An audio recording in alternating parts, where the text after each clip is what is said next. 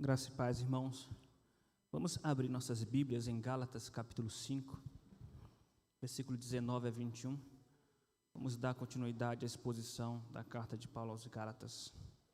Gálatas, capítulo 5, versículo 19 a 21.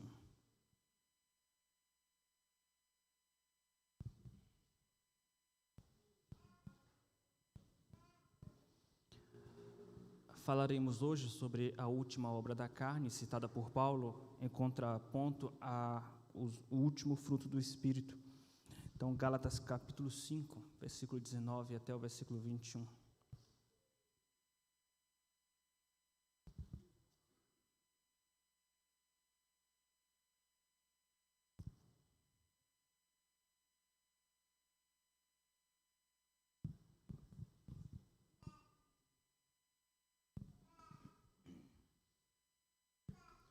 Ora, as obras da carne são conhecidas e são prostituição, impureza, lascívia, idolatria, feitiçarias, inimizades, porfias, ciúmes, iras, discórdias, dissensões, facções, invejas, bebedices, glutonarias e coisas semelhantes a estas, a respeito das quais eu vos declaro, como já outrora vos preveni, que não herdarão o reino de Deus os que tais coisas praticam.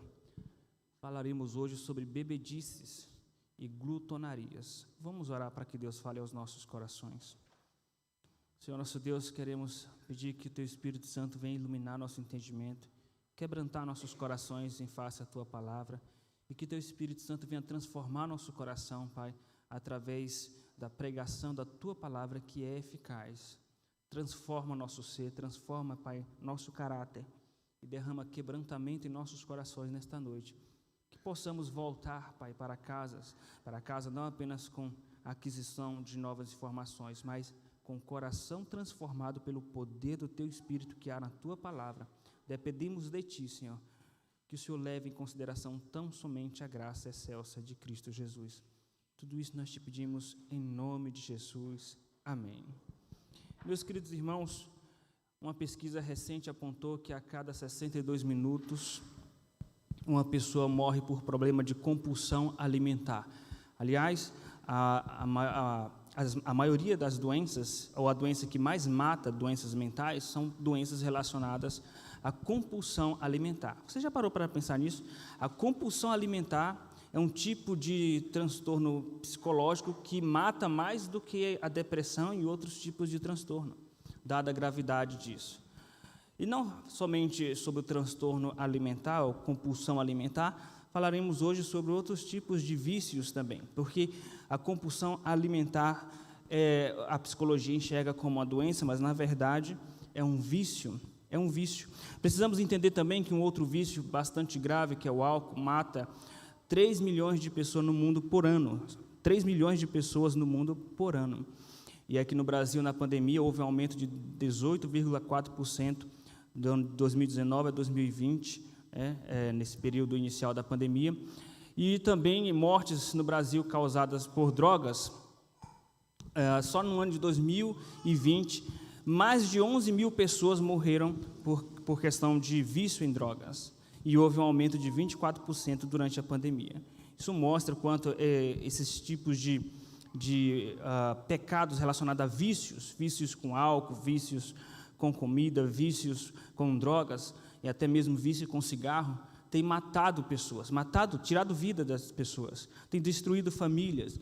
Então, é um assunto importante para a igreja sempre abordar, e assim como era também na época do apóstolo Paulo, porque esse tipo de situação, como vícios e compulsão, na verdade a palavra compulsão é apenas um nome novo para o vício, né? E o nome mais antigo para a compulsão e o nome mais antigo para vício é a idolatria, que Paulo aponta aqui no capítulo de número 5, versículo 20, e idolatria, que nós iremos falar daqui a pouco mais sobre essa relação do vício com a idolatria.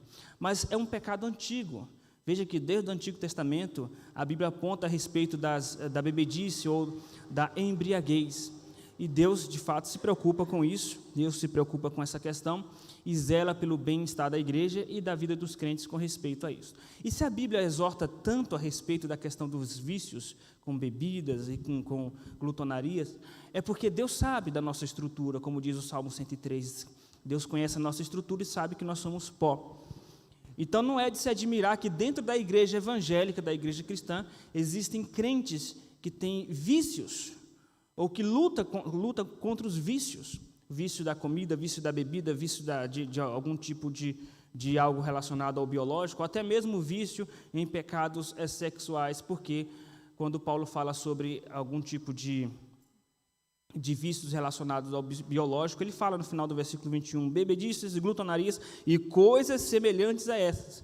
O que são coisas semelhantes a bebedices e glutonarias? Coisas que causam vício. Existem pessoas viciadas também em pornografia. Então, pessoas viciadas em pornografia, pessoas viciadas em cigarro, pessoas viciadas em bebida, pessoas viciadas em drogas e pessoas viciadas em comida, que trata a comida não como alimento, mas como uma droga para aliviar a sua dor, a sua tristeza.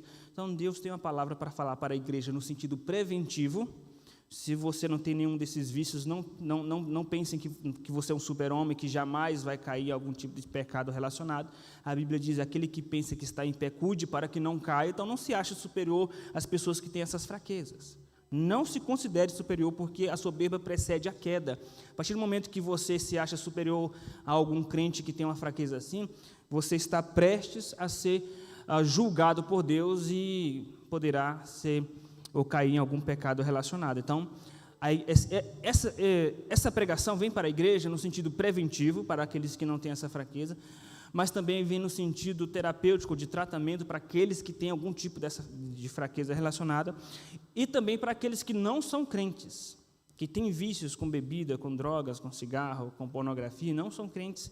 E Deus tem uma palavra para cada um de nós nesta noite. Falaremos sobre as marcas dos pecados compulsivos. Quando nós falamos sobre pecados compulsivos, estamos falando de pecados que provoca no ser humano uma certa dependência e, portanto, tem uma relação biológica. Diferente da fofoca, diferente da ira, estamos falando de pecados relacionados a algum tipo de descontrole biológico. Descontrole biológico. Precisamos, à guisa de introdução, meus irmãos, deixar claro para a igreja que, a despeito do fato de esses pecados se tornarem, com o passar do tempo, um vício, uma compulsão, não tira o caráter de pecado. Apesar de que a psicologia chama esses pecados de doença, Deus não chama esses pecados de doença. Pecado é pecado para Deus. Deus não enxerga o viciado como uma vítima. Deus não enxerga assim. Deus enxerga o viciado precisando de libertação daquela situação, mas é pecado, não deixa de ser pecado. Mas a igreja, por vezes, é tentada a olhar essa situação como do ponto de vista do vitimismo.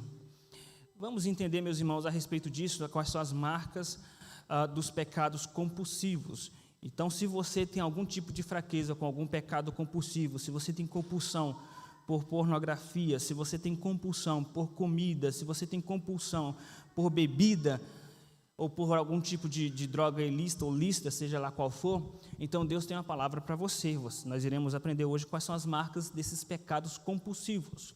Então, meus irmãos, glutonarias, bebedices e coisas semelhantes a estas. Quais são as marcas dos pecados compulsivos? A primeira marca dos pecados compulsivos é que eles têm uma natureza, e uma natureza grave.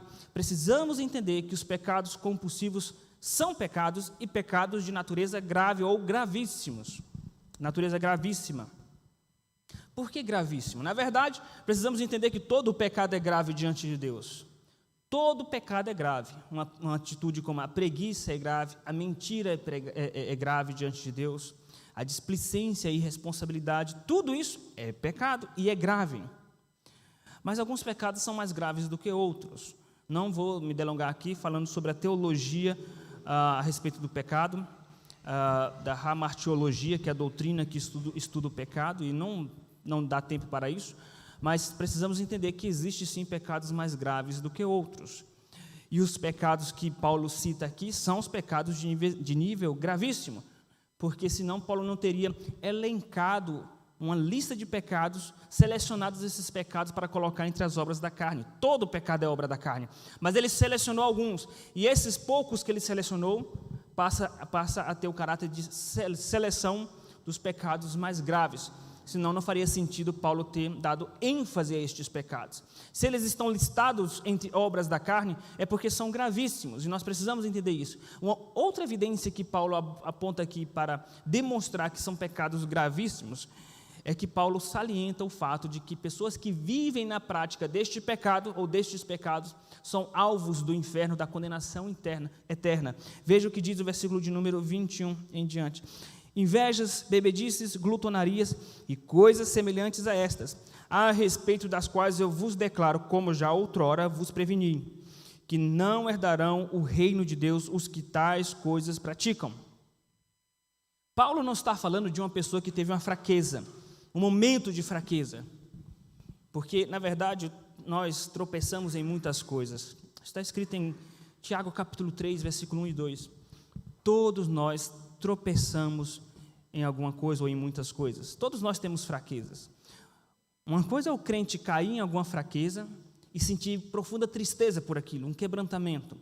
Na verdade, essa é uma das marcas do verdadeiro crente, é o quebrantamento. Quando ele peca, imediatamente ele se entristece profundamente por aquele pecado que ele cometeu. E essa tristeza, segundo Deus, a tristeza no crente é chamada na Bíblia de tristeza segundo Deus.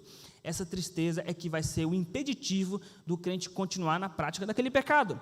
Porque se eu me entristeci profundamente quando caí naquele pecado, logo eu vou fugir daquele pecado. Então Paulo não está falando desse público que peca e se entristece profundamente e luta contra este pecado. Paulo está falando daqueles que vivem continuamente na prática do pecado. E quem vive continuamente na prática do pecado? Pessoas que não têm arrependimento, não têm temor a Deus.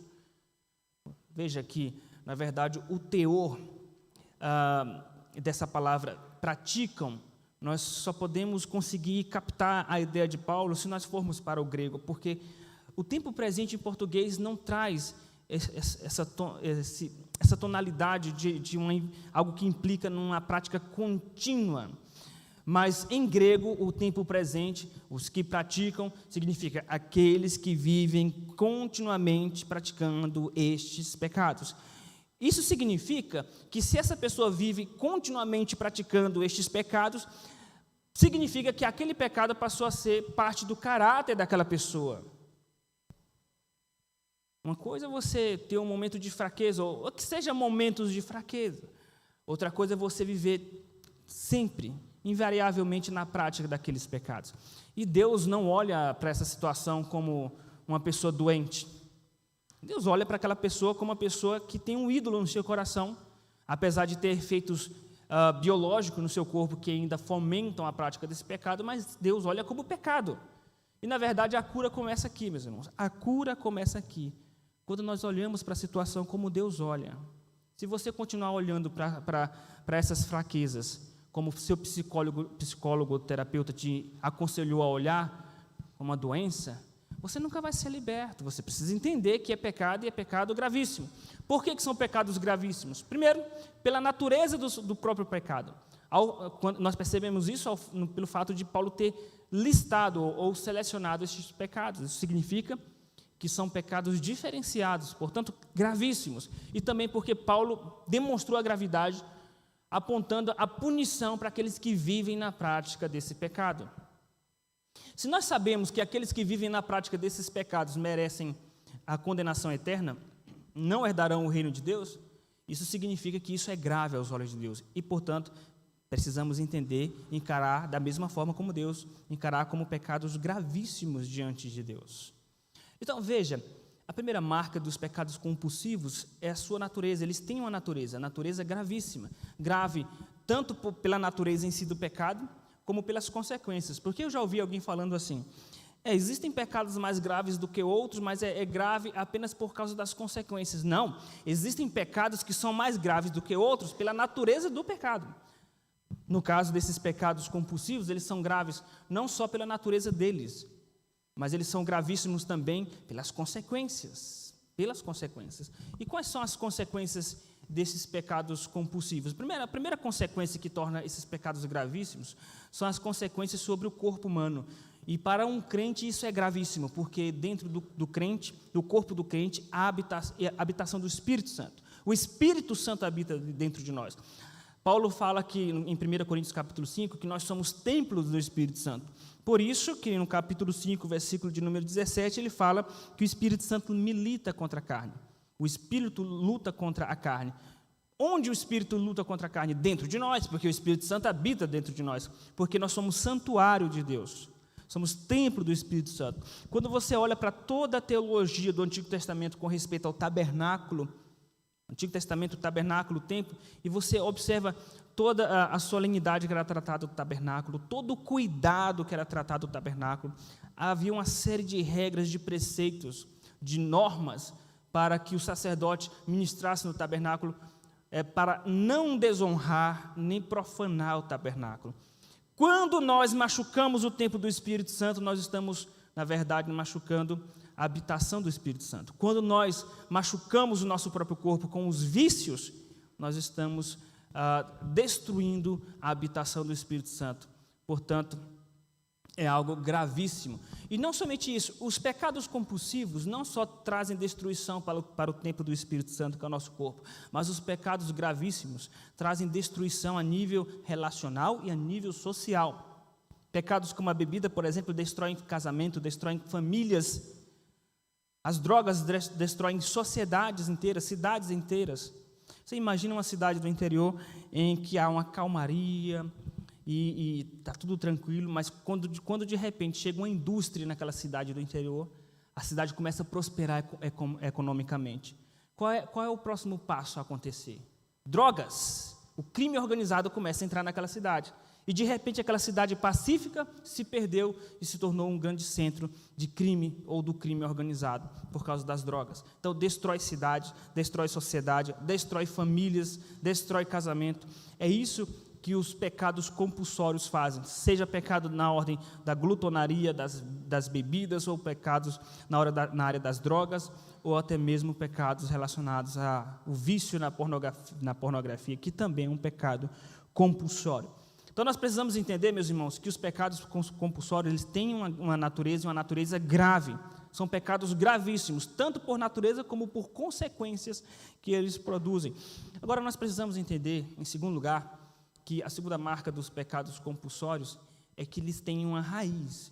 Qual é a raiz por trás desses pecados compulsórios? Não vou trazer aqui uma conotação ou um aspecto ou uma análise psicológica a respeito da raiz por trás desses pecados, porque de fato existem alguns aspectos psicológicos por trás desses pecados.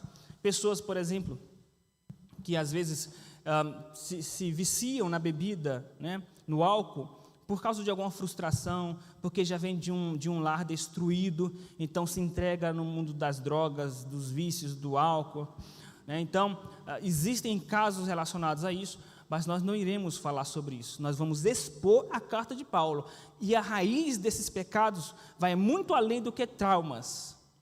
Porque veja, meus irmãos, os nossos traumas não justificam nossos pecados. A psicologia, a terapia vai te dar essa análise. Olha, você é viciado em droga, você é viciado em crack, em bebida, em pornografia, em comida, você é viciado em tudo isso porque você sofreu abuso, porque você sofreu abandono, rejeição. Sim, às vezes existe alguma relação nesse sentido. Só que nós precisamos entender que isso não justifica. Por que não justifica? Porque existem inúmeros casos de pessoas que sofreram abuso, sofreram rejeição, vieram de lar desestruturados e não são viciados. Não são viciados em drogas, não são viciados em bebida, não são viciados em pornografia. Então, existem casos diferentes. Por isso que não justifica diante de Deus. Mas a Bíblia ela vai logo na raiz, na verdadeira raiz do problema. Qual é a verdadeira raiz dos pecados compulsórios? São os traumas de infância? Não. Os traumas de infância apenas eles potencializam o surgimento desses pecados. Mas a verdadeira raiz está relacionada a outros pecados ou a outras situações no nível espiritual.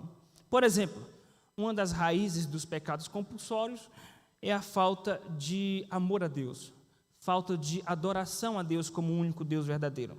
Ou seja, a idolatria, versículo de número 20, idolatria. Então, veja a relação entre os pecados compulsórios e a idolatria. Ao estudar sobre idolatria, em um outro sermão que nós pregamos, nós devemos nos lembrar sobre o que significa idolatria. O que é idolatria? Idolatria é quando você tem qualquer outra coisa como fonte de culto, que não seja Deus. Isso é idolatria. Idolatria também é você ter qualquer outra coisa como fonte de socorro, que não seja Deus. E idolatria também é você ter qualquer outra coisa como fonte de realização, que não seja Deus. Isso é idolatria. Se nós estivéssemos aqui adorando Jesus e Maomé, nós estaríamos praticando a idolatria. Isso é a idolatria enquanto fonte de culto, enquanto fonte de socorro. Quando você está passando alguma tribulação e você não confia, não espera em Deus para Deus te dar a solução, você se desespera e vai buscar o socorro em outro lugar, no desespero. Então você praticou a idolatria. Idolatria é quando você também usa qualquer outra coisa como fonte de satisfação e não Deus. Ou seja, você está frustrado, você está triste, está passando por uma tribulação no casamento, na família, na vida financeira, seja qual tribulação for.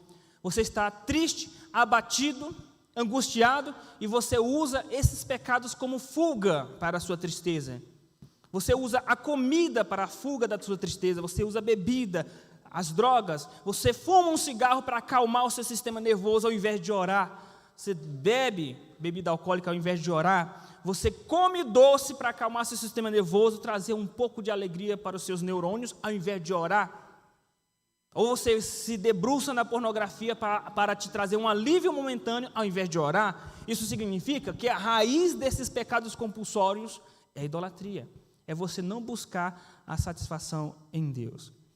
E falando aqui sobre a comida, meus irmãos, é um perigo para o crente. Na verdade, o perigo para os crentes é a comida, porque a igreja não olha para a comida como algo ilícito, como a cachaça, né? A maldita da cachaça, né? Ou as bebidas alcoólicas, o crack. Imagina, se aparecer um crente aqui fumando cigarro, ele vai ser disciplinado. Disciplina, tem que disciplinar. Você viu fulano, eu flagrei fulano fumando um cigarro. Não pode mais ter cargo na igreja. Mas e o vício na comida? A igreja não olha com maus olhos o vício na comida. Por quê que a igreja não olha assim? Porque a igreja tem uma impressão de que o vício na comida não é um pecado gravíssimo. É um pecado gravíssimo, tão grave que aqueles que vivem no pecado do vício da comida continuamente, sem nenhum indício de arrependimento, eles não herdarão o reino de Deus. Com base em que eu estou falando isso? É claro que é com base na Bíblia, né? Mas vamos ler juntos aqui, versículo 21. Invejas, bebedices, glutonarias e coisas semelhantes a estas, a respeito das quais vos declaro, como já vos preveni, que não herdarão o reino de Deus. Você está triste, ansioso, abatido, aí vem um pensamentozinho no seu cérebro dizendo, come um pouco de doce, porque vai te trazer alívio. Aí você come. Come mais um pouco, porque você sentiu alívio. Você come mais. Lá se foram 3 latas de leite condensado em 1 hora. Lá se foi uma tigela de sobremesa. Mas por que os crentes não abandonam esse pecado? Porque não acham que é grave. Eu vou deixar claro de novo, vou repetir. Por que os crentes não abandonam os pecados de compulsão alimentar? Porque não acham isso grave. Porque pensa que Deus não considera isso como algo grave. Meus queridos irmãos, nós precisamos entender que a raiz, na verdade, é a questão da idolatria. Se você está triste, abatido, o que você tem que fazer?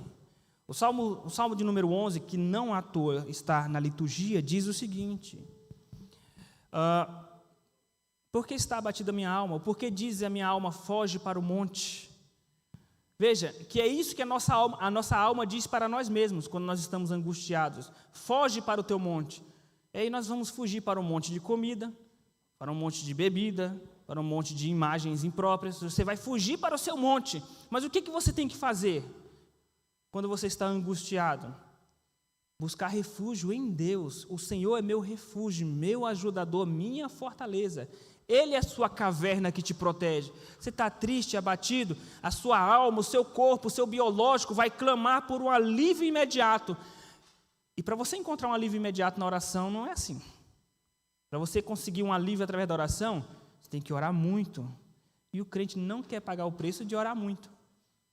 Porque encontrar o alívio através da oração e da leitura da palavra, você tem que orar muito e você tem que ler muito a Bíblia. Quando eu estou dando aconselhamento e falo sobre essas questões, o crente me pergunta, mas então qual é a solução, pastor, para essa tristeza que eu sinto, esses traumas, essas ansiedades? Eu falei, você tem que pagar um preço alto de oração, de jejum, joelho dobrado, muita leitura da palavra e muita oração. O semblante do crente começa a cair de desânimo, porque ele pensa, eu não vou conseguir. Por que ele não vai? Porque o concorrente é mais forte. Qual concorrente é mais forte? O açúcar, o doce, a comida e, em alguns casos, algumas exceções, alguns outros tipos de vícios. Porque, meus irmãos, são coisas que trazem alívio rápido. A pornografia vai trazer o alívio rápido. O vício na comida traz alívio rápido. A bebida traz alívio rápido. As drogas trazem alívio rápido. E o crente não quer pagar o preço. Então, nós precisamos entender que a raiz por trás desses pecados é a idolatria. Outra raiz por trás deste pecado, a falta de domínio próprio. Falta de domínio próprio é uma outra raiz por trás desse pecado. Versículo 22, mansidão, domínio próprio. Ou seja, a solução vai estar em ter domínio próprio. Por que muitos têm esses vícios? Porque não têm domínio próprio. A raiz por trás disso é a idolatria e a falta de autocontrole, falta de domínio próprio. Aí você diz, pastor, não consigo me controlar. Não consegue porque não quer. Tem essa história de vítima. Deus, me perdoa, eu fraquejei, não consegui. Não conseguiu porque não quis. Meus irmãos, quando nós pecamos porque nós queremos pecar. Não tem ninguém forçando. Quando você peca, não tem uma arma na sua cabeça. Peque. É porque quer pecar, é rebeldia. Todas as vezes que nós pecamos contra Deus, ali está uma atitude de rebelião consciente. Você escolhe pecar. Você calcula antes. Mas se eu pecar, será que Deus vai me castigar? Bom, pelo histórico, ele não tem mais matado os crentes na igreja quando peca. Então, matar, ele não vai matar. Ele não vai matar, mas não vai cair um raio na minha cabeça. Eu pequei há um mês atrás, pedi perdão, ele não me castigou com a doença mortal, então eu vou pecar de novo. Capítulo 5, versículo 13. Porque vós, irmãos, fostes chamados à liberdade. Porém, não useis da liberdade para dar ocasião à carne. Muitos crentes fazem isso. Então, a raiz é a idolatria, a raiz é a falta de domínio próprio. Por último, meus irmãos, nós iremos entender que existe uma saída, que existe uma solução. A primeira marca dos pecados compulsivos, a primeira marca é que eles têm uma natureza gravíssima. A segunda marca é que eles têm uma raiz, que é a idolatria, a falta de domínio próprio. Mas precisamos entender, em terceiro lugar, que há uma saída para esses pecados. Nós precisamos entender que há uma solução. E qual é a solução para estes pecados? É a cruz de Cristo, versículo de número 23 e 24. Mansidão, domínio próprio, contra estas coisas não há lei. E os que são de Cristo Jesus crucificaram a carne com as suas paixões e concupiscências. Olha que Paulo usa a palavra paixão. O que é paixão? Paixão já é uma falta de domínio próprio, falta de controle.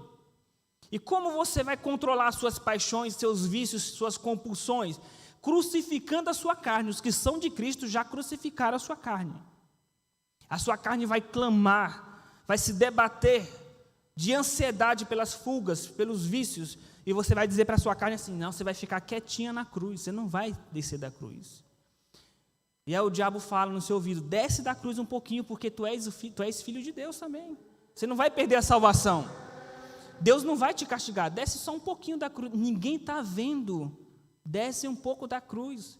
E você vai dizer para o diabo, você vai dizer para a sua carne, você não desce da cruz, você vai ficar na cruz sofrendo. Quando você estiver sofrendo de angústia, de abstinência, se mantenha na cruz, não desça da cruz, porque a solução para os seus vícios, a solução é você ficar preso na cruz, encravado na cruz, matando a sua carne pouco a pouco, sofrendo. Sofra, você tem que sofrer abstinência, você precisa sofrer abstinência, deixe a sua carne sofrer abstinência.